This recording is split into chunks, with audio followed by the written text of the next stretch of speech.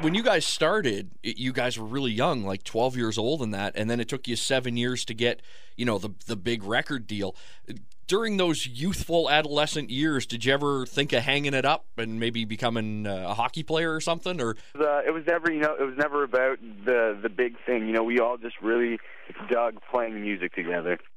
And those 7 years that we had, up to this point, were the best time of my life playing with these guys. The guys in my band, not only one of them is my actual brother, but the other guys, I consider brothers. We spent that much time together, and it was never a case of, well, if we don't make it big, then are we going to hang it up? It was always just, let's just go out and have a good time, play the music that we're writing, and see if if we can hit one person with one tune. And that's all that really matters, man. So you've played some massive shows. You played Rock on the Range in Winnipeg this year. What was that like? Oh my God, that was I've always been a nervous guy before I go on stage, and the other guys in the band laugh at me for it. It doesn't matter if there's 100 people or Rock on the Range where there's 16,000 people. I'm always just as nervous, to the point where I'm almost in the bucket on the side stage before we go on. But that show, that was unbelievable. We had a really good time slot. We played at 4:30, so everyone was in the gate at that time. We had a full floor. I think there was something when we went on, there was 13,000 on the floor. Wow. So I was pretty nervous. But you know what? After the first bar, the first song, you're just so excited to see 13,000 fists in the air. It's unbelievable. So.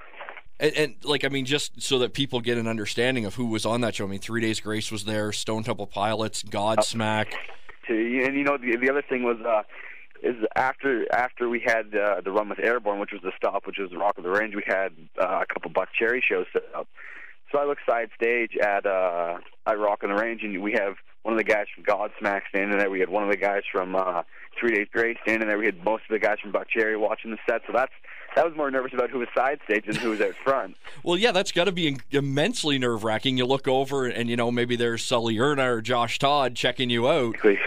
It was pretty crazy, man, because I check these guys on Google, every day and check out what they're doing, and now they're checking out one of our sets, which is it was unreal. It was a great feeling. Yeah, it was unbelievable, really cool. We had smiles on our faces after that for a really long time. I think you're still smiling about it. I'm smiling right now talking about it.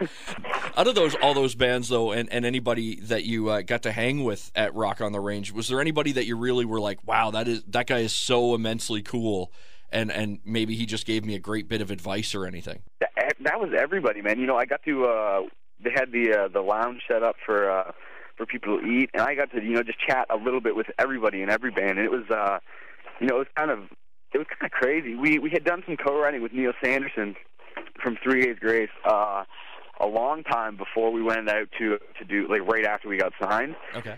So, and I talked to Neil, kind of periodically throughout what we've been doing, and he's always a good guy to sit down and get advice from. So you're out there touring, and you guys are so young. If you go to the States, you can't even drink. It's true. You know what? I don't drink very much anyway. But we keep that we keep that under wraps. We like to go on and have a good time, and we party after. So, in the States, Tay, our lead singer, he can drink, and everyone else just has to kind of sit back and watch now for a few more years. Then we can all have a good time in the States legally. Legally, exactly. That's the key. Before I let you go, too, I'll ask you, where did the name Bleeker Ridge come from? Actually, we started when we were so young. We had we had two different spots that we practiced. We practiced at the Perkins house, and we practiced at our place. And we lived on Ridge Avenue, and the other boys lived on Bleeker Street. Okay. We took both our street names and put it together, Bleeker Ridge.